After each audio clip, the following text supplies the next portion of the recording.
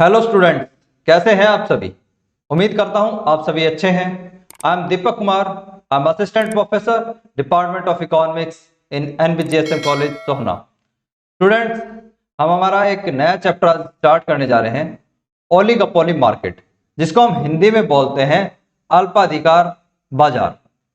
तो अल्पाधिकार बाजार का जो चैप्टर हम स्टार्ट करने जा रहे हैं, ये आज की फर्स्ट क्लास आपकी है। और आज की क्लास में हम दो टॉपिक्स के ऊपर डिस्कशन करेंगे। फर्स्ट टॉपिक हमारा होगा कि ओलिगोपोली मार्केट क्या होती है। सेकंड टॉपिक जो आज का हमारा होगा वो है कि ओलिगोपोली मार्केट के क्या फीचर्स हैं या उसकी क्या करैक्टरिस्टिक्स हैं। हिंदी में ओलिगोपोली मार्केट की क्या विशेषताएं हैं, यानी कि अल्पाधिकार की क्या विशेषताएं हैं, इसके बारे में हम आज चर्चा करेंगे। तो चलिए फिर आज की क्लास हम स्टार्ट करते हैं।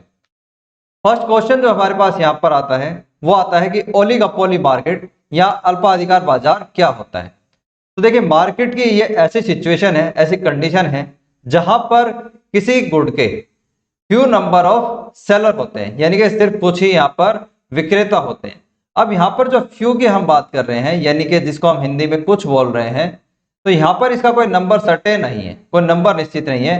हो सकता है ये 4 हो सकता है ये 5 हो, यानी कि 5 6 जो है इतनी फर्में ही होती हैं। लार्ज नंबर के अंदर फर्म्स जो हैं वो नहीं होती हैं।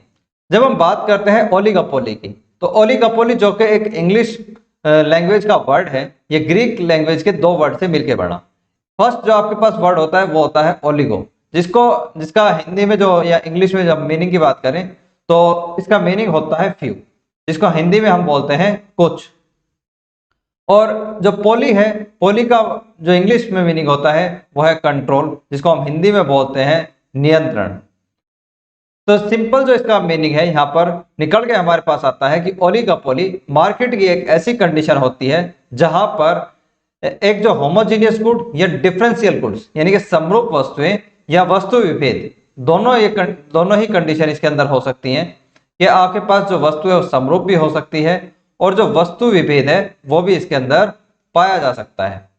तो ऐसी कंडीशन के अंदर जिसके अंदर आपके पास वस्तु विभेद या समरूप वस्तु के फ्यू नंबर, यानी कि कुछ ही आपके पास जो है सेलर्स होते हैं, ऐसी मार्केट कंडीशन को हम कहते हैं ओलिगोपोली मार्केट। यहां पर एक स्पेशल जो आपको केस याद रखना है वो है आपके पास डिओपोली का, कि मार्केट की कोई ऐसी कंडीशन, कोई ऐसी स्थिति जिसके अंदर आपके पास क्या हो, दो सेलर्स हो, कि कोई आपके पास ए और कोई आपके पास बी सेलर है, यानी कि मार्केट के अंदर सिर्फ और सिर्फ दो ही विक्रेता हो, तो ऐसी मार्केट को हम बोलते हैं डिओपोली मार्केट। आई होप कि ये कंडीशन आपको समझ में आई होंगी। तो नेक्स्ट हमारे पास आते हैं फीचर्स ऑफ ओलिगोपोली मार्केट, यानी कि आपके पास जो अल्पाधिकार बाजार है उसकी क्या विशेषताएं हैं उसके बारे में हम चर्चा करेंगे।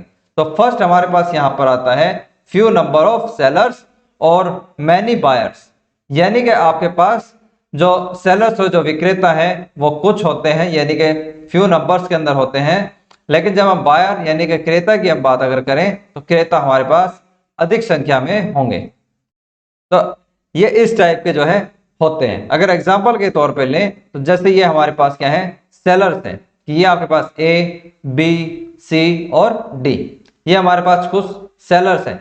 हो सकता है कि ये जिन गुड को सेल करें वो होमोजीनियस गुड हो, कि ये सभी जो है एक जैसे मोबाइल फोन को ये सेल करें, ठीक है, या फिर कोई और गुड्स हो सकता है, बट प्रोडक्ट डिफरेंशियल भी इसके अंदर पाया जा सकता है कि अलग अलग जो है मोबाइल फोन की कंपनी के ओनर हो, तो ऐसी भी कंडीशन हो सकती है। लेकिन जब हम बात करते हैं इसमें बायर्स की, तो बायर्स आपके लार्ज नंबर में पाए जाते हैं, यानी कि अगर आप इस पिक्चर से देखें तो इस पिक्चर्स में आपको लार्ज नंबर ऑफ बायर्स को शो किया गया है। तो ये ऐसी कंडीशन होती है। और कोई भी जो एक सिंगल यहाँ पर सेलर होता है वो अफेक्ट करता है मार्केट की कंडीशन को, यानी कि वो मार्केट की परिस्थिति को प्रभावित करेगा। कि हो सकता है कि अगर वो अपने गुड्स के जो प्राइस है वो उसको इंक्रीज करता है, तो जो बाकी आपके पास ये जो फर्में हैं, जिस जो है ऑनर है आपके पास बी सी और डी, तो इन सभी को भी ये प्रभावित करेगा अपनी प्राइस पॉलिसी के साथ। अगर एक जो फर्म है वो अपने आउटपुट को चेंज करती है तो वो कंप्लीट मार्केट की जो स्थिति है उसको भी प्रभावित करती है। यहाँ पर नेक्स्ट हमारे पास आता है होमोजीनियस गुड्स या डिफरेंशियल गुड्स। यहाँ पर जो है कंडीशन बड़ी हमारे लिए समझने के लिए है कि इसका एग्जांपल अगर हम लेते हैं तो ये हमारे पास फर्स्ट एग्जाम्पल आता है, जिसके अंदर हमने जो सीमेंट कंपनियां हैं उनका एग्जाम्पल लिया है कि यहाँ पर आपके पास कुछ फर्म्स होती हैं, जैसे कि हमारे पास क्या है, अल्ट्राटेक है, ये हमारे पास क्या है, अल्ट्राटेक है, फिर अंबुजा है, एसीसी सीमेंट है, और उसके बाद फिर श्री सीमेंट है। इस तरीके की क्या है, सीमेंट कंपनियां हैं। ये जिस गुड़ का प्रोडक्शन करती हैं सीमेंट का, वो एक होमोजीनियस प्रोडक्ट होता है, यानी कि वो क्या है, एक समरूप वस्तु है। तो ऐसी जो फर्में होती हैं जो इस टाइप के गुड़ का प्रोडक्शन करती हैं, तो ऐसी मार्केट को हम कहते हैं प्योर ओलिगोपोली मार्केट। तो ये क्या है, प्योर ओलिगोपोली मार्केट की स्थिति होती है, यानी कि शुद्ध यहाँ पर अल्पाधिकार की स्थिति है। तो इसको हम बोलते हैं शुद्ध अल्पाधिकार, जहां पर आपके पास जो प्रोडक्ट होंगे वो होमोजीनियस होंगे। दूसरी कंडीशन के अंदर हमारे पास क्या है कि ये हमारे पास आती है कि यहाँ पर आपके पास डिफरेंट फर्म्स हैं, जैसे बजाज है, उसके बाद हमारे पास हीरो है, होंडा है और टीवीएस है। ये सभी जो कंपनियां हैं ये करती हैं प्रोडक्शन किसका, बाइक का। लेकिन अगर आप इनकी बाइक्स को देखें तो उसके अंदर आपको डिफरेंस मिलेंगे, लेकिन ये सभी क्या है, एक दूसरे के क्लोजली सब्स्टिट्यूट्स होते हैं। कि बजाज की बाइक की जगह आप यूज कर सकते हैं हीरो की बाइक भी, हीरो की जगह आप चाहें तो यहाँ पर टीवीएस की बाइक यूज कर सकते हैं, टीवीएस की जगह आप होंडा की बाइक यूज कर सकते हैं। क्यों? क्योंकि सभी जो बाइक्स हैं वो एक दूसरे का क्लोजली सब्स्टिट्यूट होती है, निकटतम प्रतिस्थापन होती है। तो इस कंडीशन के अंदर जो इस टाइप के पास मार्केट होती है उसको हम बोलते हैं इम्परफेक्ट ओलिगोपोली मार्केट। तो ये हमारे पास क्या है, इम्परफेक्ट अल्पाधिकार बाजार है, यानी कि अपूर्ण जो आपके पास अल्पाधिकार की ये स्थिति होती है। तो नेक्स्ट हमारे पास पॉइंट आता है म्यूचुअल इंटरडिपेंडेंस। कि यहां पर अगर हम बात करें ओलिगोपोली मार्केट की, तो जितनी भी आपके पास फर्म्स होती हैं वो एक दूसरे के एक्शंस के ऊपर जो है वो डिपेंड करती हैं। इसका सिंपल मीनिंग जो है अगर मैं आपको बताऊं तो फॉर एग्जांपल हमारे पास ए फर्म है, बी फर्म है और ये सी और ये डी फर्म्स है। मार्केट के अंदर मान लेते हैं 4 आपके पास ये फर्म्स है जो कि किसी गुड़ का प्रोडक्शन करेंगी। अब कंडीशन क्या होती है कि अगर मान लीजिए आपकी जो ए फर्म है, अगर ये अपने प्राइसेस को डिक्रीज करती है, क्यों? क्योंकि चाहती है कि जो गुड्स की इसकी सेल हो रही है उस सेल्स को बढ़ाया जा सके, उसको इंक्रीज किया जा सके। बट कंडीशन क्या होती है कि जैसे ही ए फर्म जो है इसने जब अपने प्राइसेस को कम किया तो इसका इफेक्ट पड़ता है बाकी जो मार्केट की फर्म्स हैं उनकी डिमांड के ऊपर भी। क्यों? क्योंकि इसके प्राइस कम करने से जो बी के पास कस्टमर थे वो इसको छोड़कर कहां चले जाएंगे, ए फर्म के पास, क्योंकि उनको यहां पर जो चीजें हैं वो कम प्राइस के ऊपर मिलेंगी। और ये सभी क्या है, क्लोजली सब्स्टिट्यूट का प्रोडक्शन कर रहे हैं। कि अगर मान लीजिए इसको मैं यहाँ पर नाम दे देते हैं कंपनी को कि ये आपके पास जो है एमआई है, इसको नाम दे देते हैं कि आपके पास वीवो है। तो जैसे ही एमआई की जो कंपनी है वो अपने प्राइसेस को कम करती है तो वीवो के जो फोन खरीदने वाले थे वो वीवो को छोड़कर कहां पर शिफ्ट हो सकते हैं, एमआई के पास। इसी तरीके से जो भी आपके पास ये फर्म्स है सी और डी फर्म्स हैं, इन सभी की जो डिमांड है वो ऑटोमेटिकली क्या हो जाएगी, कम। एक फर्म ने जैसे ही प्राइसेस को कम किया उसका प्रभाव बाकी सभी फर्म्स के ऊपर पड़ता है। यानी कि जो आपके पास फर्में होती हैं ओलिगोपोली की वो एक दूसरे के ऊपर निर्भर करती हैं। तो ये चीज हमें याद रखनी पड़ेगी। और उसके साथ कंडीशन क्या होगी कि जो बाकी फर्में हैं ये भी अपने प्राइसेस को कम करने पर मजबूर हो जाएंगी ताकि इनके जो कस्टमर है वो इन्हीं के पास रहें। आई होप ये पॉइंट आपको क्लियर हुआ होगा। और अब हम इसको एक एग्जांपल से समझते हैं कि ये हमारे पास क्या है, 3 हमने फर्म्स ली हैं कि ये हमारे पास बजाज है, ये हीरो है, उसके बाद हमारे पास एक टीवीएस है। और ये तीनों ही प्रोडक्शन किसका करती हैं, तीनों ही प्रोडक्शन करती हैं बाइक का। तो यहां पर हम एक एग्जांपल के तौर पे लेके चलते हैं कि बजाज जो है वो अपनी जो गुड्स की डिमांड है, यानी कि बजाज की जो बाइक्स हैं उन बाइक्स की डिमांड को ये इंक्रीज करना चाहती है। तो इसके लिए ये क्या कर पॉलिसी अपनाती है, ये चाहती है कि अपने प्राइसेस को कम करे जिससे इसकी जो सेल्स है वो सेल्स क्या हो जाए, इंक्रीज हो जाए।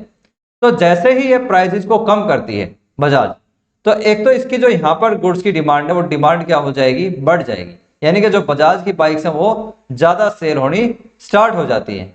बट इसका जो इफेक्ट है वो पड़ता है और भी कंपनीज के ऊपर, जैसे हीरो और साथ में आपके पास क्या है, टीवीएस के लिए भी है। क्यों? क्योंकि जो कस्टमर आपके पास पहले हीरो की बाइक परचेज कर रहे थे वो प्राइस कम होने के कारण वो शिफ्ट कर जाते हैं कहां पर, जो आपके पास बजाज की कंपनी है उसके पास।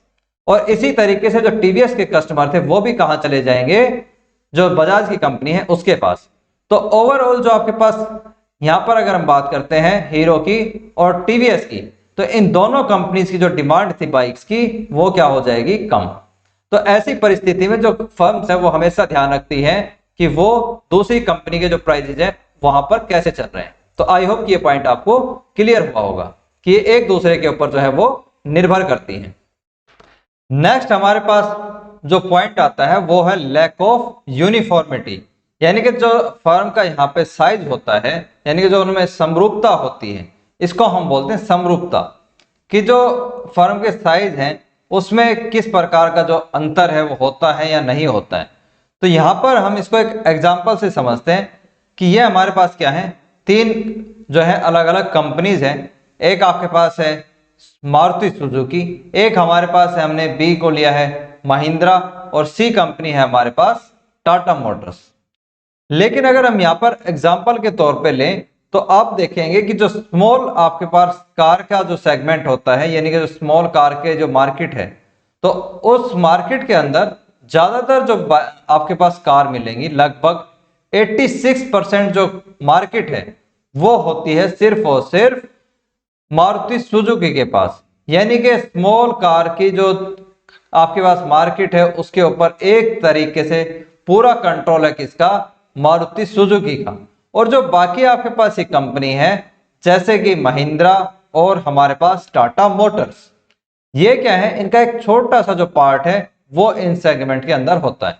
कि अगर आप प्रैक्टिकल लाइफ में भी देखें तो जितनी भी छोटी गाड़ियां हैं वो सारी की सारी आपको लगभग रोड पे ऊपर चलती हुई मिलेंगी मारुति सुजुकी सिर्फ। और कुछ जो फर्म जो अलग ब्रांड है जैसे टाटा मोटर्स हो गए, महिंद्रा हो गए, उसके बाद रेनॉल्ट जो है, इस तरीके की जो गाड़ियां हैं वो आपको कम मिलेंगी।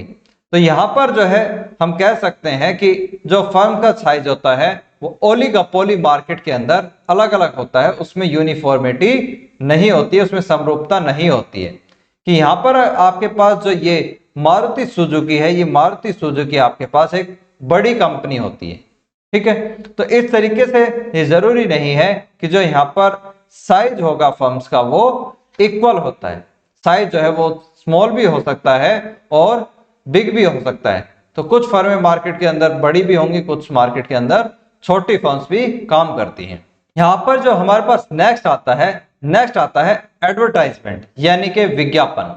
जब हम बात करते हैं ओलिगोपोली मार्केट की, तो यहाँ पर हमें पता है कि सिर्फ फ्यू नंबर ऑफ सेलर होते हैं जो कि इंटरडिपेंडेंट होते हैं, यानी कि एक दूसरे के ऊपर वो क्या है, निर्भर करते हैं।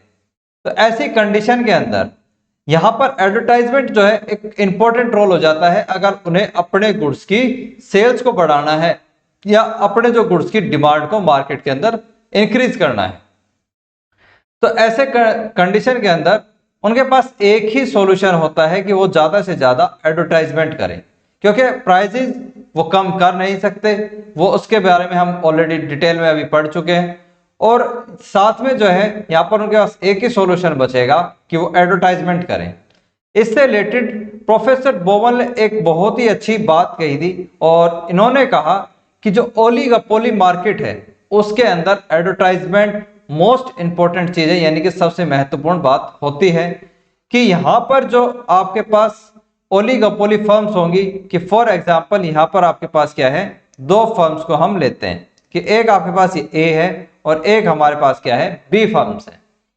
यहां पर क्या है कि इन दोनों फर्म के लिए एडवर्टाइजमेंट मोस्ट इंपॉर्टेंट होती है। इनके जीवन और मृत्यु के समान ये डिसीजन होते हैं कि अगर मान लीजिए इन दोनों में से किसी भी फर्म ने अपना एडवर्टाइजमेंट के ऊपर कम खर्चा किया, यानी कि जो उसके ऊपर एक्सपेंडिचर ये करते हैं, अगर इनमें से एक ने भी कम किया, तो ऐसी कंडीशन के अंदर जो भी फर्म कम पैसा खर्च करेगी उसके कस्टमर उसको छोड़कर चले जाएंगे किसी दूसरी फर्म्स के पास। तो यहां पर आप कह सकते हैं कि एडवर्टाइजमेंट का एक बहुत ही इंपॉर्टेंट रोल यहां पर होता है। इसीलिए आपने जो है टीवी के अंदर बहुत ज्यादा एडवर्टाइजमेंट देखी होगी। अगर हम बात करें गाड़ियों की, कि हमारे पास यहां पर दो एडवर्टाइजमेंट जो है वो है कि आपकी जो महिंद्रा कंपनी है इसकी एडवर्टाइजमेंट जो है वो यहाँ पर एक वरुण धवन जो है एक्टर उन्होंने की, तो वरुण धवन को इस एडवर्टाइजमेंट के लिए एक बहुत बड़ा अमाउंट जो है वो पे किया गया होगा। दूसरा हमारे पास जो है यहाँ पे टाटा मोटर्स जो है उसका हमने एग्जांपल लिया है कि टाटा मोटर्स ने एडवर्टाइजमेंट करवाई ऋतिक रोशन से, और ऋतिक रोशन को इस एडवर्टाइजमेंट के लिए एक बहुत बड़ा अमाउंट पे किया गया होगा। अब ये अमाउंट जो पे किया गया है इसीलिए ताकि ऋतिक रोशन से लोग प्रभावित होकर और टाटा की गाड़ियों को ज्यादा से ज्यादा परचेज करें। तो ये यहां पर हम कह सकते हैं कि एडवर्टाइजमेंट एक मोस्ट इंपॉर्टेंट जो है रोल यहां पर निभाता है। नेक्स्ट हमारे पास आता है एलिमेंट्स ऑफ मोनोपोली, कि जो आपके पास ओलिगोपोली मार्केट है इसके अंदर जो आपके पास एकाधिकार बाजार है, उस एकाधिकार बाजार के क्या क्या गुण होते हैं तो उसके बारे में हम यहाँ पर बात करेंगे। तो देखिए कुछ ऐसे एलिमेंट्स होते हैं, कुछ ऐसे तत्व होते हैं जो कि आपकी मोनोपोली मार्केट के एग्जिस्ट करते हैं ओलिगोपोली मार्केट के अंदर। फॉर एग्जांपल जैसे एक यहाँ पर है ब्रांड लॉयल्टी, कि अगर हम बात करें कि जैसे आपके पास अलग अलग ब्रांड होते हैं, कि फॉर एग्जांपल आपके पास टाटा की कंपनी है, टाटा है, उसके बाद आपके पास मारुति सुजुकी थी, तो ऐसी कंडीशन के अंदर मारुति सुजुकी हो गई। फिर आपके पास अगर बाइक में देखें तो हमारे पास टीवीएस हो गई। ये सभी क्या है, इनके पास ब्रांड होते हैं, और ये सभी जो ब्रांड होते हैं तो ये क्या है, इस ब्रांड का सिर्फ अकेले यूज कर सकते हैं यही कंपनियां, कि टाटा मोटर्स के नाम से और कोई भी कंपनी जो है वो प्रोडक्ट नहीं बना सकती है, और कोई जो है टाटा के नाम से गाड़ियों का प्रोडक्शन नहीं कर सकता है। तो एक टाइप से क्या हो गई, टाटा की मोनोपोली हो गई इसके ऊपर। तो टाटा की क्या है, एक तरीके से मोनोपोली।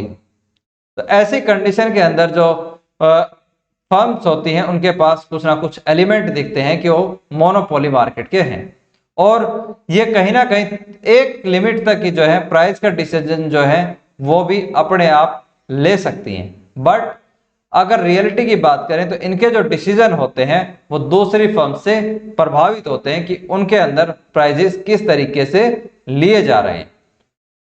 अब हमारे पास जैसे हमने कंपनियां ली हैं, तो ये हमारे पास क्या है, मारुति सुजुकी है, उसके बाद महिंद्रा है और टाटा मोटर्स है, कि इनके नाम से कोई और कंपनी जो है वो प्रोडक्शन नहीं कर सकती। कि महिंद्रा के नाम से ऐसा नहीं हो सकता कि कोई डी फर्म आके और वो महिंद्रा के नाम से प्रोडक्शन को स्टार्ट कर दे। तो महिंद्रा क्या है, एक ब्रांड हो गया, और ब्रांड जो है एक तरीके से महिंद्रा की इसके ऊपर मोनोपोली होगी। सेम जो रूल है वो एप्लीकेबल होते हैं टाटा मोटर्स के ऊपर भी और जो मारुति सुजुकी है उसके ऊपर भी, कि मारुति सुजुकी जो नाम है वो एक ब्रांड हो जाता है और उसके ऊपर क्या है, मारुति सुजुकी मोनोपोली हो जाती है। क्योंकि यहाँ पर जो है ना वो प्रोडक्ट होते हैं प्रोडक्ट डिफरेंशिएशन की कंडीशन। तो ऐसी कंडीशन के अंदर जो है हर एक फर्म का अपने गुड्स के ऊपर मोनोपोली होगी, यानी कि एकाधिकार उसके ऊपर होता है। नेक्स्ट हमारे पास जो आता है वो इसके अंदर आएगा एग्जिस्टेंस ऑफ प्राइस रिजिडिटी, यानी कि इसको हम हिंदी में बोलते हैं कीमत दृढ़ता। कि जो आपके पास इसका सिंपल मीनिंग क्या है, पहले प्राइस रिजिडिटी का हम वो समझ लेते हैं। प्राइस रिजिडिटी होती है कि जो फर्म्स होती हैं मार्केट के अंदर, ओलिगोपोली मार्केट के अंदर, वो अपनी कीमत को चेंज नहीं करती हैं, कि प्राइजेस के अंदर वो चेंज नहीं करेंगी, यानी कि नो चेंज की कंडीशन पाई जाती है, कि प्राइजेस कभी भी फर्म नहीं बदलती है, वो हमेशा अपने एक प्राइस के ऊपर जो है वो रिजिड रहेगी। इसका कारण क्या है, तो इसका कारण ये है कि देखिए अगर इसने किया प्राइस को कम, कि यहाँ पर अगर हम एग्जांपल लेके चलें तो ये हमारे पास क्या है, दो फर्म्स लिए, एक मारुति सुजुकी और एक हमने महिंद्रा फाइनेंस को लिया, कि महिंद्रा जो मोटर्स को हमने लिया है। कि अगर मान लीजिए कि फॉर एग्जांपल कि आपके पास जो मारुति सुजुकी है वो अपने प्राइसेस को करती है कम, ठीक। अब इस प्राइसेस को इसने तो कम कर दिया, अब इसने जैसे ही कम किया तो महिंद्रा फाइनेंस को डर होता है कि कहीं उसके जो कंज्यूमर्स हैं वो महिंद्रा फाइनेंस को या महिंद्रा मोटर्स को छोड़कर मारुति सुजुकी के पास ना चले जाएं। तो ये भी क्या करती है, साथ में अपने जो गुड्स हैं उसके प्राइस को कम कर देती है। तो जो बेनिफिट मिलना चाहिए था मारुति सुजुकी को प्राइसेस को कम करने से वो प्रॉफिट इसको नहीं मिलते हैं। ठीक, दूसरी कंडीशन इसके अंदर क्या होगी? दूसरी कंडीशन है कि मारुति सुजुकी अगर अपने गुड्स के प्राइसेस को बढ़ाती है, कि अगर वो इंक्रीज कर देती है, तो ऐसी कंडीशन में महिंद्रा जो कंपनी है वो उसको कभी भी फॉलो नहीं करती, और महिंद्रा कंपनी के जो प्राइस है उसके अंदर कोई भी चेंज आपको देखने को नहीं मिलेगा। नो प्राइस चेंज यहाँ पर होता है। क्यों? क्योंकि उसको पता है महिंद्रा को कि जैसे ही मारुति सुजुकी ने अपने प्राइस बढ़ाए हैं तो मारुति सुजुकी के जो कस्टमर है वो उसको छोड़कर और महिंद्रा के पास आ जाएंगे। तो ऐसी कंडीशन के अंदर जो है फर्म कभी भी अपने प्राइजेस को चेंज करना पसंद नहीं करती है ओलिगोपोली में, और जो कीमत है उसको हमेशा समान रखती है। उसके बाद हमारे पास आता है कीन कंपटीशन। कीन कंपटीशन जो है इसका हिंदी में हम इसको बोलते हैं तीव्र प्रतियोगिता, कि यहाँ पर जो है आपके पास जो कंपटीशन है वो काफी तेज पाया जाता है। इसका सिंपल जो मीनिंग है वो यहाँ पर ये है कि जैसे ही कोई भी जो फर्म है वो अपनी कंडीशंस को चेंज करती है, यानी कि ए फर्म अगर अपनी पोजीशन को चेंज करेगी तो उसका बहुत ज्यादा जल्दी जो इम्पैक्ट है वो बी फर्म के ऊपर जाता है, कि उसका प्रभाव बहुत ज्यादा जल्दी बी जो फर्म है उसके ऊपर पड़ेगा।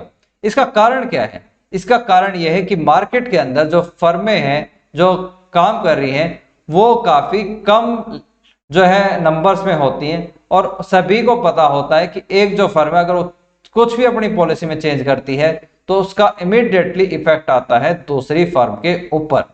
तो हमेशा ए फर्म या बी फर्म जो है हमारे पास, उसको हमेशा इस कंडीशन के लिए तैयार रहना पड़ता है कि अगर ए फर्म जो है अपनी पॉलिसी को अगर बदलती है तो उसका किस प्रकार से यहां पर आंसर दिया जाएगा, कि यहां पर आंसर दिया जाएगा कि अगर मान लीजिए ए ने अपने प्राइसेस को डिक्रीज किया तो बी फर्म को फटाफट ये डिसीजन लेना पड़ेगा कि वो किस तरीके से इस कंडीशन को हैंडल करें।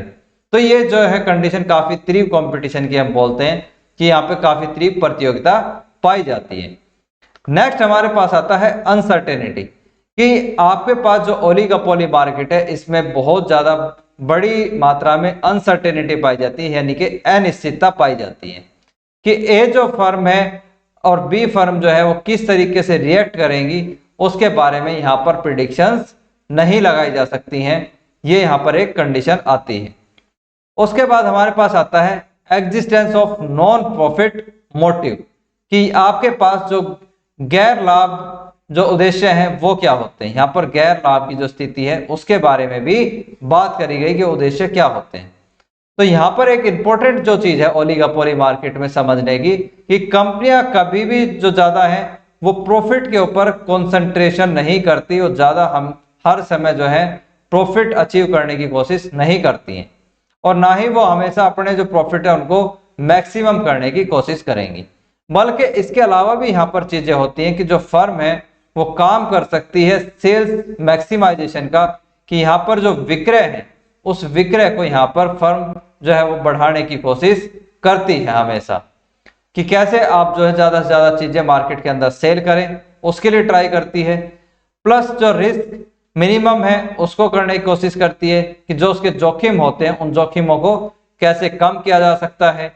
फिर हमारे पास जो है आउटपुट मैक्सिमाइजेशन है, कि फर्म ये भी कोशिश कर सकती है कि कैसे प्रोडक्शन को या उत्पादन को ज्यादा से ज्यादा किया जा सकता है, इसके ऊपर भी फर्म काम करती है। सिक्योरिटी जो है फर्म की उसको किस तरीके से मैक्सिमाइज किया जाए इसके ऊपर भी जो है फर्म काम करती है।